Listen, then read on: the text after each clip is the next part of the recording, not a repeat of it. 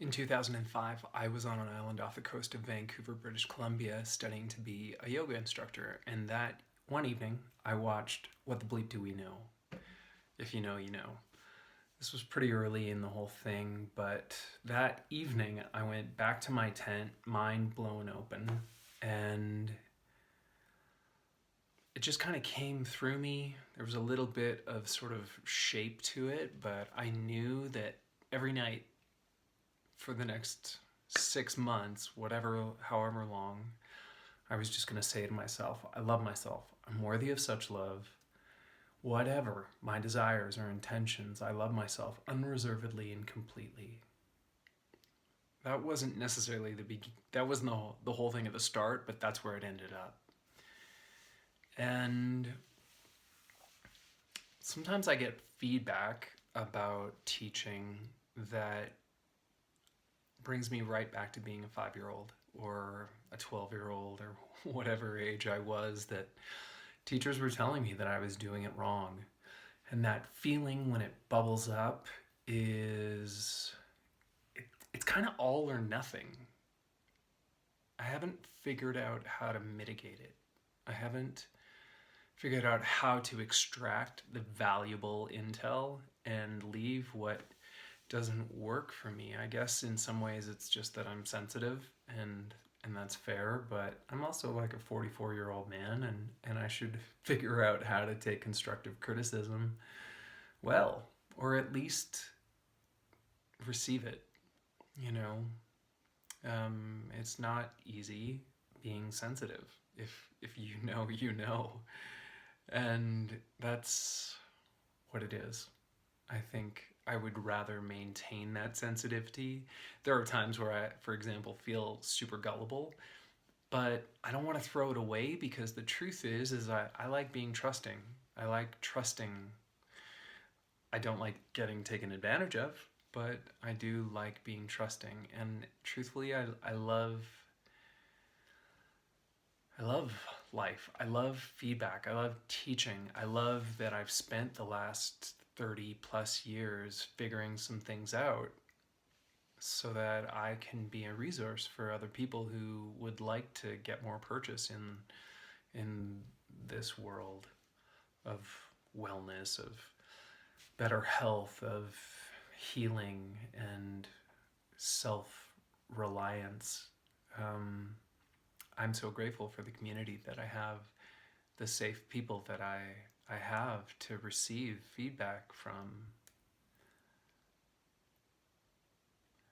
When I was laying in that tent and conjuring my future self, I knew that I wanted to love myself. I knew that I wanted to be accepting of my future self, no matter what he wanted, no matter what he wanted to generate or create. And these days, the words have kind of evolved, and I love the little changes.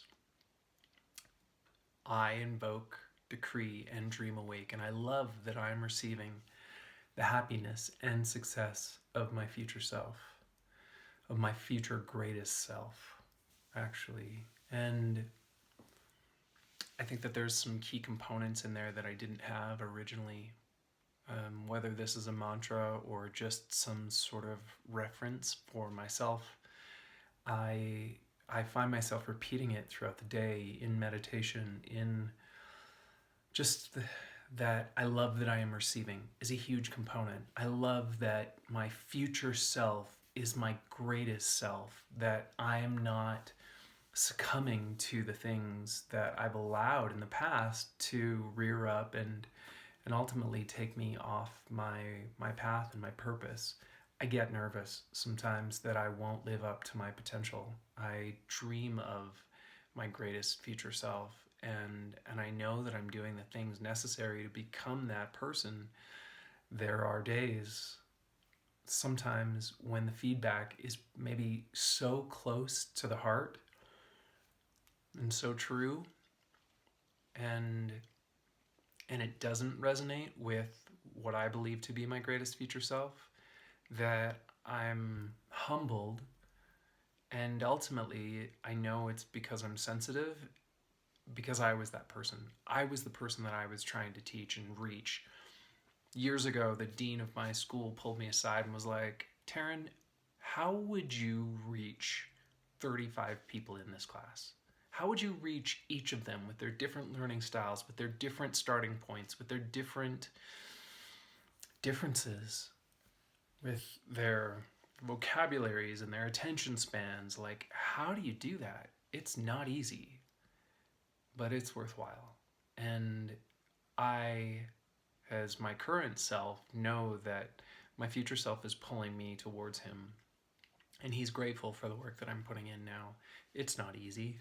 There are times where it's discouraging, and there are times where it turns me to mush. But I know now that my voice belongs in the world and that I have things to share that probably couldn't ease the passage of someone who was like me.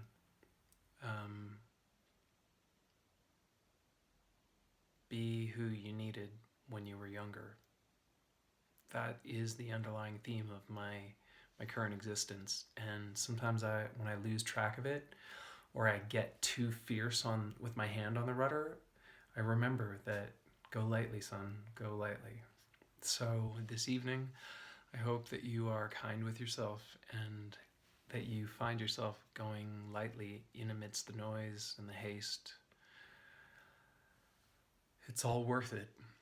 And any of these hard edges that you may find yourself up against, well, they are there just to help you refine and reframe who it is you are growing into. I say this to myself. I say this to whoever needs to hear it. I trust that you are blessed and that this evening is full of love and life. Blessings.